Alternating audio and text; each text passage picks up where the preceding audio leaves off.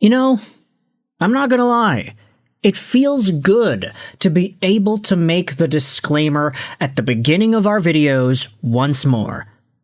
By the time this video is public on YouTube, maybe there is already a trade. I don't know. I'm recording this video on the night of Tuesday, February 24th. So if Montreal Canadiens forward Patrik Laine is already traded by the time this video is publicized, then I apologize for that.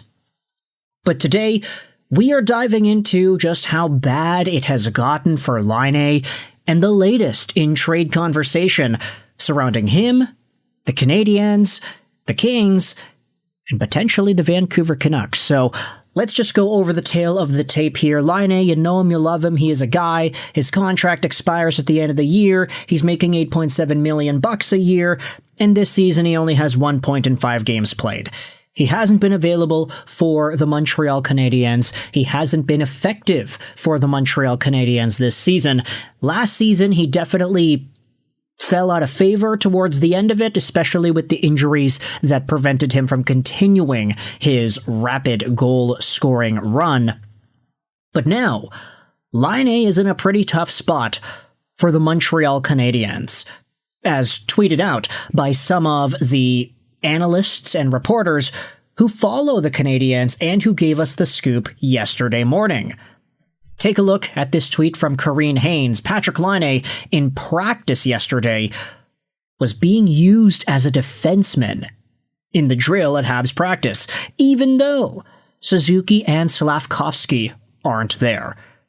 It doesn't look like there will be room for him anytime soon. Now, you had other replies. This is what Marc-Olivier Cook went out there and said. Patrik Laine being used as a D-man during the last 2 drills at practice. That says a lot. And the clip shows off the rush drill where Patrik Laine is indeed being used as a defender. It is not a good look for the fantastic Finn in Montreal. And with that said, you know, Montreal doesn't have all of their guys available to them at these practices, at least for now. I'd assume that by the time the video is up on YouTube, there probably is a fully fledged practice going on. But if Patrik Laine can't even get a normal forward spot on a practice that doesn't include Suzuki and Slavkovsky, I really wonder where the hell is this guy going to be placed in the lineup, if he gets placed in the lineup at all. It does not look like something that is really projected to happening at this point. And so all we have to do as fans is take a look at Laine and his situation and try to analyze where it is he's going to go, or where he could go. It's no secret the Canadiens would probably want to use that $8.7 million in cap space on somebody that can actually help the team out and give them an added boost to their playoff run. So with that said, let's head over to what Dennis Bernstein of the Fourth Period and Sirius XM NHL Radio went out there and said on Twitter yesterday. Trade deadline update. As the LA Kings explore the market for a top 6 forward, I can confirm they spoke with Montreal about Patrik Laine. However, there doesn't seem to be a fit right now, and the Kings, they're looking elsewhere.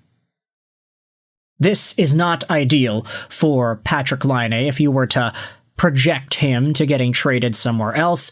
We have noted the LA Kings and their situation the past few videos. The unfortunate truth about it is Kevin Fiala got hurt, and so for a team that's already gone out there and traded for Artemi Panarin and signed Panarin to an extension, you can say that these names like Elias Pettersson and Patrik Laine actually do make sense for the Kings, and it's just going to get more interesting heading into the next few days here. Again, the trade deadline is just a week away.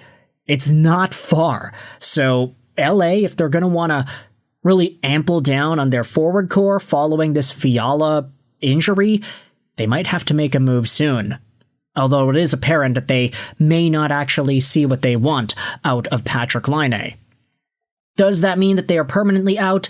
Not sure. The tweet even says right now, so maybe the Kings do have the potential to circle back if their search for Elias Pettersson does not end up going as planned.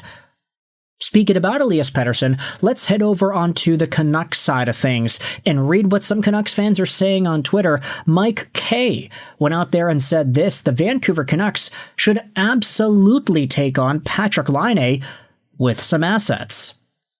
Nikhil goes out there and says, yup, like maybe there's a 2% chance he becomes close to the player he was in the past, but why the heck not? Get assets back, bring in a fun player for the fan base, and maybe put him in a good position to succeed, rebuild his value, and flip him with salary retained. Why not? Now, I will say, if you were to do this, this would be an extreme short-term flip, and I don't really know if it's possible to see a real-life NHL team do this drastic of a flip in the National Hockey League. Like, okay, sure, in Be a GM mode, franchise mode, EA Sports NHL, it's probably possible, but trade for Patrik Laine today, put him on your team, give him a first-line role with Elias Pettersson, have him score 5 goals over the upcoming week, and then trade him for even more stuff because, teams can look at him and say, yeah, this guy's actually legit. There's a very small chance of that actually happening, but in the event that Laine does go to Vancouver, I would assume that he gets some assets to the Canucks in general, regardless of the outcome, regardless if he's actually good or not. The 2% chance, yeah, that's a very small chance, but there is a 98% chance, heck, a 100% chance that you will get Laine with some extra assets. It's not just going to be Laine by himself. You're going to have to get yourselves some draft picks to take on the guy. Nikhil's going out there and asking, hey, why not? Mike says he's a UFA after this season. Grab an asset from Montreal to get rid of him, and then retain 50% and trade him immediately somewhere else for another asset. Hopefully some team will think he can still produce. The worst case, you have him for the rest of the season, and you get something with him.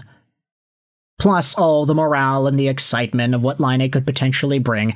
I don't want to make it seem like this guy has absolutely zero value, but based off of the way he has played, and based off of how available he has been, I can understand why many Montreal Canadiens fans are just down and out on Laine.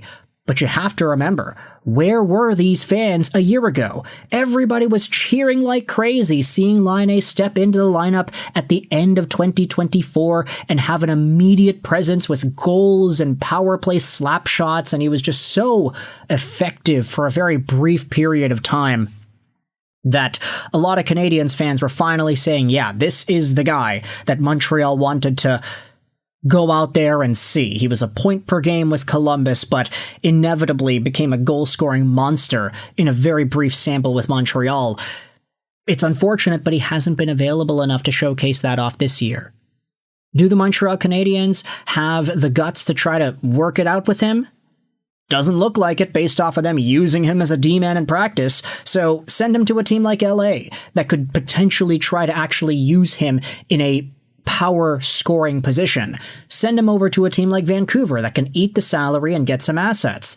There is value to be gained here from all sides, and I want you to let me know your thoughts in the comment section below, how it just got worse for Patrik Laine with him being placed as a D-man, and what this says to you in regards to him being a Kings target, or maybe even a Vancouver Canucks target, or just a trade target in general.